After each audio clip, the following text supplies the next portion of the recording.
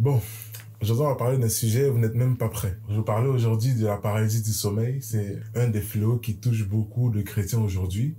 Et je vais vous expliquer en fait mon témoignage par rapport à ça. Déjà, scientifiquement parlant, qu'est-ce que c'est que la paralysie du sommeil? Parce que c'est un fléau qui est reconnu aussi scientifiquement. C'est l'état entre le sommeil et l'éveil, soit le sommeil paradoxal, où en fait notre cerveau va sécréter ce qu'on appelle de la glycine, qui est un neurotransmetteur qui va faire en sorte que justement tes membres soient paralysés, donc tu ne vas pas bouger. Ça, c'est scientifiquement parlant, ok? Ça, c'est la définition des scientifiques. Mais spirituellement parlant, c'est quoi? Si tu es un chrétien, j'imagine que si tu as cliqué sur cette vidéo, c'est parce que tu as déjà peut-être eu à vivre cette expérience ou peut-être que tu es tout simplement curieux en fait de savoir c'est quoi. Spirituellement parlant, en fait, la paralysie du sommeil, c'est lorsque un enfant de Dieu dort et que là, il veut se réveiller, mais il n'arrive pas à se réveiller. En fait, il est conscient, il peut voir qu'est-ce qui se passe autour de lui, mais il n'arrive juste pas à bouger ou à parler. Et bien souvent, ce qui vient distinguer ces expériences-là, justement, de ce que les scientifiques peuvent rapporter, c'est que durant ces périodes-là, cette personne peut voir des choses terribles. Un peu comme si quelqu'un était en train de faire un cauchemar, mais en étant réveillé, en fait.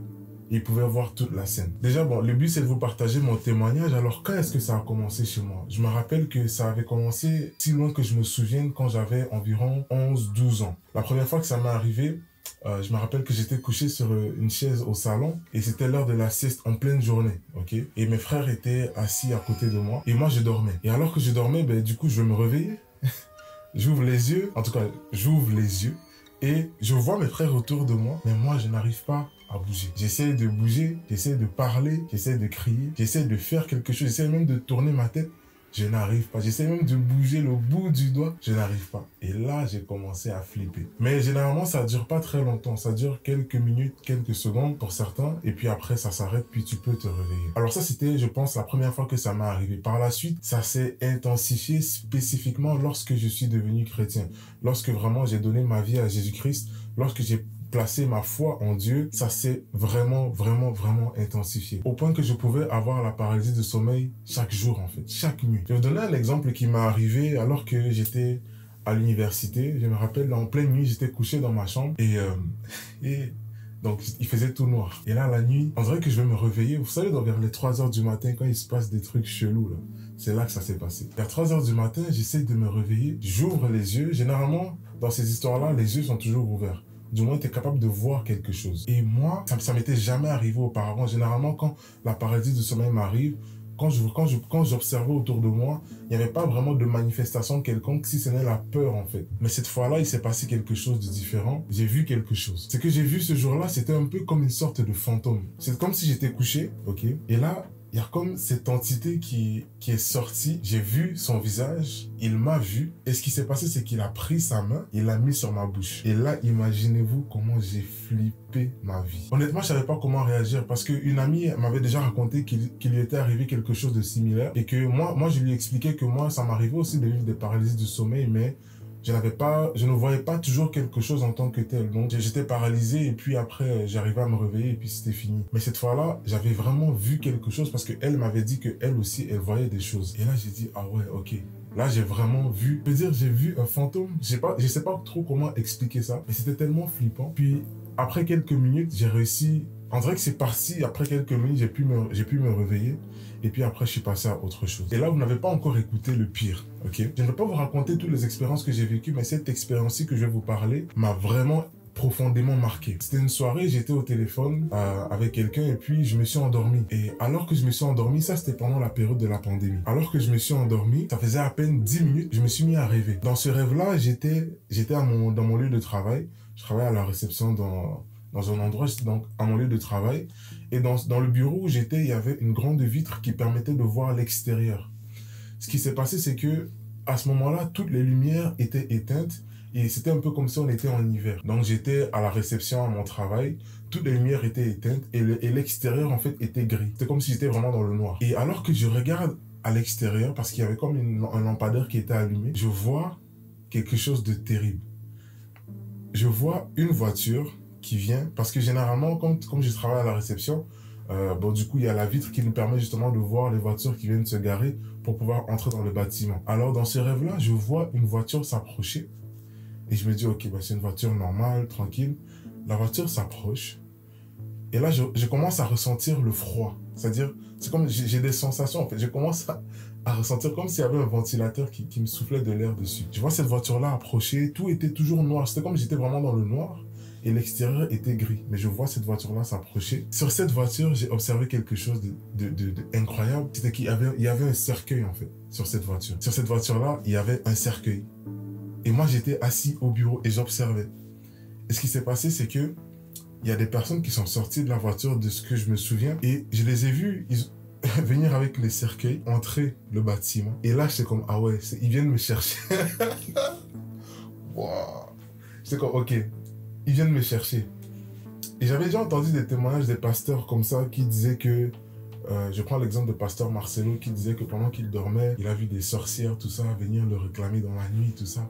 Moi, je croyais pas à ça.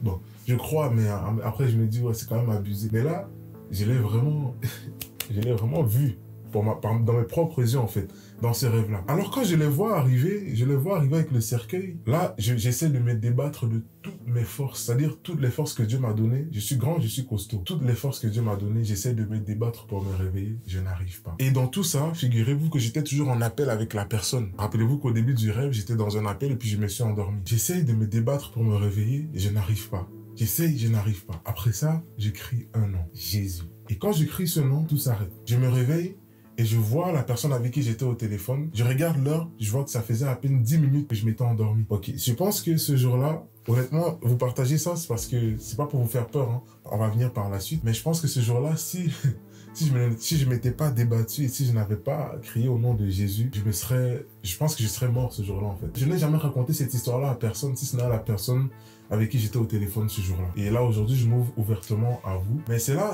en fait, que je vois la différence entre la paralysie du sommeil, telle qu'expliquée par les scientifiques, et la paralysie du sommeil de façon spirituelle, en fait. Parce que c'est beaucoup d'enjeux spirituels, en fait, qui se vivent dans ces moments-là. Et c'est ça qui a vraiment fortifié ma foi. Alors, pourquoi est-ce que les paralysies du sommeil arrivent aux enfants de Dieu? À mon avis, ça nous arrive parce que, justement, c'est une intimidation de l'ennemi. En réalité, vous allez observer que si vous êtes vraiment connecté spirituellement, vous allez voir qu'à chaque fois que vous avez un gros projet pour Dieu, à chaque fois que vous allez entrer dans une nouvelle saison, à chaque fois que vous allez commencer à passer à l'acte pour accomplir un projet qui va bénir le peuple de Dieu, par exemple, il va avoir des attaques de l'ennemi. Parmi ces attaques-là, justement, il y a la paralysie du sommeil qui est là, pourquoi? Pour t'intimider.